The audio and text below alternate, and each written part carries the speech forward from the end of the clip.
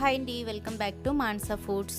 ఈరోజు వీడియోలో చూపించబోతున్న రెసిపీ వచ్చేసి మష్రూమ్ గ్రేవీ కర్రీని చాలా సింపుల్ ప్రాసెస్లో ఎలా చేసుకోవాలో చూపించబోతున్నానండి.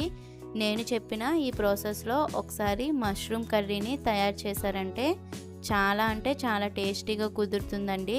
మీ ఇంట్లో వాళ్ళందరికీ ఖచ్చితంగా నచ్చి తీరుతుంది. సో లేట్ చేయకుండా ఈ మష్రూమ్ కర్రీని చాలా సింపుల్ ప్రాసెస్లో ఎలా చేసుకోవాలో చూద్దాం రండి.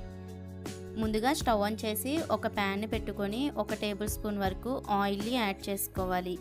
ఆయిల్ వేడైన తర్వాత ఒక స్టార్ అనేసి 2 లవంగాలు, 2 యాలకులు, 2 ఇంచుల దాల్చిన చెక్క, 1 టేబుల్ స్పూన్ వరకు జీలకర్ర, 5-6 జీడిపప్పు పలుకులు వేసి మంటను మీడియం ఫ్లేమ్లో పెట్టి లైట్ గోల్డెన్ కలర్ వచ్చే వరకు వేగించుకోవాలి.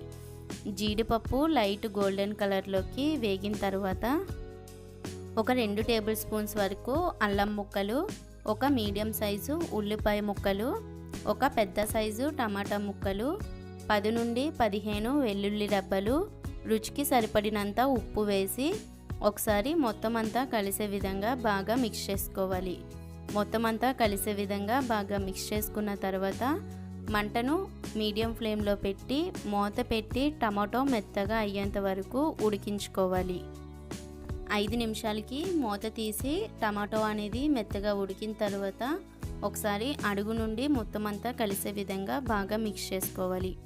బాగా మిక్స్ చేసుకున్న తర్వాత స్టవ్ ఆఫ్ చేసి పూర్తిగా చల్లారనివ్వాలి. పూర్తిగా చల్లారిన తర్వాత ఒక మిక్సీ జార్లోకి వేసి మెత్తగా గ్రైండ్ చేసి ఒక పక్కన పెట్టుకోవాలి. ఇప్పుడు స్టవ్ పైన వేరొక కడాయిని పెట్టుకొని ఒక 2 టేబుల్ స్పూన్స్ వరకు ఆయిల్ని యాడ్ చేసుకోవాలి. ఆయిల్ వేడైన తర్వాత ఒక పెద్ద సైజు సన్నగా కట్ చేసిన ఉల్లిపాయ ముక్కలు, 4 లేదా 5 పచ్చిమిర్చి చీలికలు, 2 రెబ్బలు కరివేపాకు వేసి ఉల్లిపాయ అనేది పచ్చివాసన పోయేంత వరకు బాగా వేగించుకోవాలి. ఉల్లిపాయ పచ్చివాసన పోయి లైట్ గోల్డెన్ కలర్లోకి వేగిన తర్వాత మనం ముందుగా వేగించి పెట్టుకున్న మసాలాను మెత్తగా గ్రైండ్ చేసి యాడ్ చేసుకోవాలి.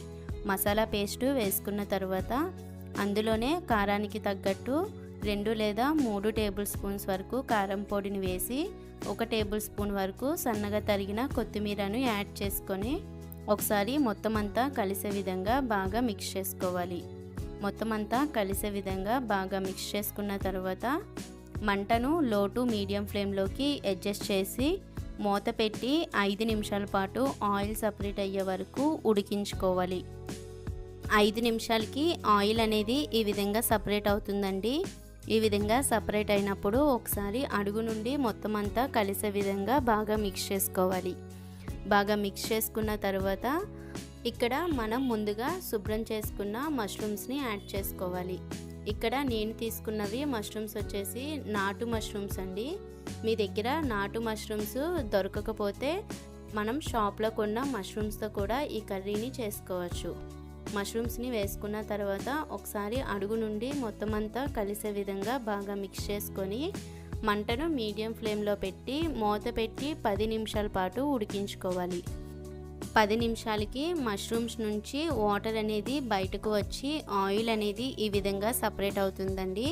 ఈ విధంగా ఆయిల్ సపరేట్ అయినప్పుడు ఒకసారి మొత్తం అంతా కలిసే విధంగా బాగా మిక్స్ చేసుకోవాలి.